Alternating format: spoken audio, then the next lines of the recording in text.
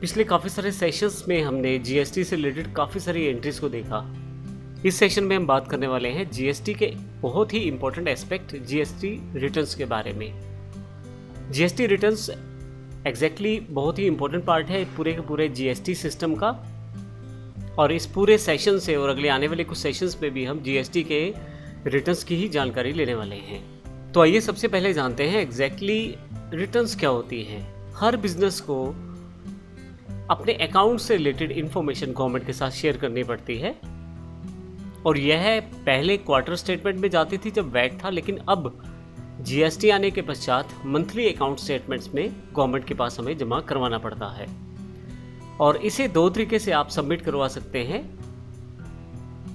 पहला ऑनलाइन और दूसरा ऑफलाइन।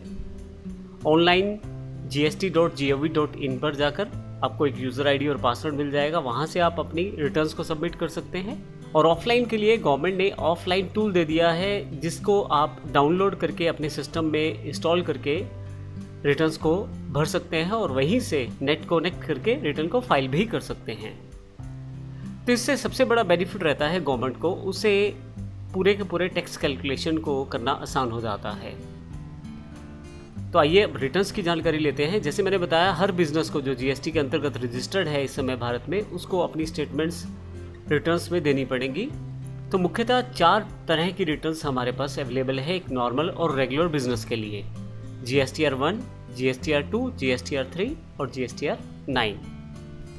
तो इसका अर्थ ये हुआ कि जो एक रेगुलर बिजनेस है जीएसटी के अंतर्गत जो रजिस्टर्ड है, उसे ये 4 रिटर्न्स भर के देनी है।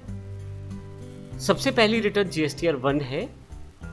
इसमें हम लोग जो भी हमने सेल्स किया है उसकी सारी इंफॉर्मेशन इसमें फिल करके देते हैं, और जीएसटीआर 1 आप ऑनलाइन भी फिल कर सकते हैं और ऑफलाइन भी फिल कर सकते हैं।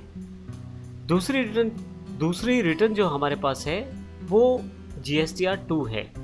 इसमें हमारी परचेज की सभी डिटेल्स रहती हैं, लेकिन इसमें सबसे इम्पोर्टेंट बात यह है कि यह रिटर्न हम नहीं बनाते, यह ऑटोमेटिकली एक ऑटो पॉपुलेटेड रिटर्न्स रहती है जो जीएसटीएन पैनल पे अपने आप आपके पास आ जाती है। और तीसरी रिटर्न जो हमारी है वह जो हमने सेल्स किया और जो हमने परचेज़ किया, उसमें जो सेल्स करते समय टैक्स हमने प्राप्त किया और परचेज़ करते समय जो हमने टैक्स पे किया, उन दोनों को एडजस्ट किया जाता है और हमें परचेज़ पे दिए गए टैक्स का इनपुट टैक्स क्रेडिट प्रदान किया जाता है। हमें परचेज़ करते समय जो हमने टैक्स दिया है उसका इनपुट टैक्स क्रेडिट प्रदान किया जाता है। फाइनली सेल्स पे प्राप्त किए गए टैक्स से परचेज़ पे दिए गए टैक्स को घटाकर जो हमारी लायबिलिटी बनती है उसे हम सबमिट करवाते हैं जीएसटीआर 3 के द्वारा। लेकिन यह रिटर्न भी ऑटो पॉपुलेटेड रहती है। हालांकि जीएसटीआर 2 भी ऑटो पॉपुलेटेड है, जीएसटीआर 3 भी ऑटो पॉपुलेटेड है, लेकिन हम अगर कोई मॉडिफिकेशन वहाँ रहता है तो उसे एडिट करके कर सकते हैं। वह किस तरह से करेंगे वो हम आने वाले सेशंस में भी देखने वाले हैं। इसी के साथ फोर्थ रिटर्न जो सबसे इम्पोर्टेंट रिटर्न है जीएसटीआर 9, यह एक एनुअल रिटर्न है। इसे फाइनली साल के अंत में हम भरते हैं, और इस तरह से इसमें पूरा का पूरा इन्फॉर्मेशन रहता है सभी रिटर्न्स को जो हमने फिल किया है उसके बेस पे जीएसटीआर 9 तैयार होती है। तो कुल मिला के हमारे पास 4 रिटर्न्स हैं जो एक नॉर्मल बिजनेस को फॉलो करनी है। जीएसटीआर 1 हमारी सेल से रिलेटेड है, जो भी हमने सप्लाई की है, चाहे वह गुड्स से रिलेटेड हो या सर्विसेज से रिलेटेड हो, उसकी इन्फॉर्मेशन जीएसटीआर 1 में आने वाली है। जीएसटीआर 2 ऑटोमेटिकली गवर्नमेंट के जीएसटीएन पैनल पे अवेलेबल हो जाएगी, और इसमें परचेज़ की सभी डिटेल्स हमारे पास अवेलेबल रहेंगी जो जो हमने परचेज़ किया है। जीएसटीआर 3 जिसमें हम इनपुट टैक्स क्रेडिट की इन्फॉर्मेशन प्राप्त कर पाएंगे, जो भी हमने सेल्स पे टैक्स प्राप्त किया है और परचेज़ पे जो टैक्स हमने दिया है वह एडजस्ट करके हमें इनपुट टैक्स क्रेडिट मिलता है, और जो बचा टैक्स रहता है वो हम पे कर सकते हैं जीएसटीआर 3 के द्वारा। जीएसटीआर 9 एनुअल रिटर्न है, एक ही बार जाएगा और फाइनली से लास्ट में सबमिट किया जाएगा साल के अंत में, और जीएसटीआर 1, 2, 3 जो है वो हर महीने हमें भरनी पड़ेगी। तो पहली 3 रिटर्न्स जो हैं वो हर महीने हमें भरनी है, और जीएसटीआर 9 जो है वो हमें साल में केवल एक बार भरना है। अब इस पूरे के पूरे सिस्टम का बेनिफिट क्या हुआ है?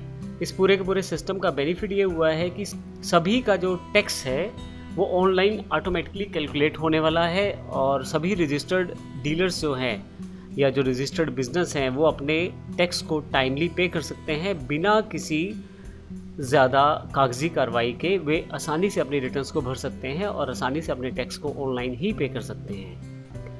ये केवल एक ब्रीफ इंट्रोडक्शन है जीएसटी रिटर्न्स की। आने वाले सेशंस में हम देखेंगे कि इन सभी रिटर्न्स के क्या क्या रूल्स हैं, क्या क्या रेगुलेशंस हैं इनके, किस प्रकार से हम इन्हें भर सकते हैं। सारी जानकारी हम आने वाले सेशन में लेने वाले हैं। धन्यवाद।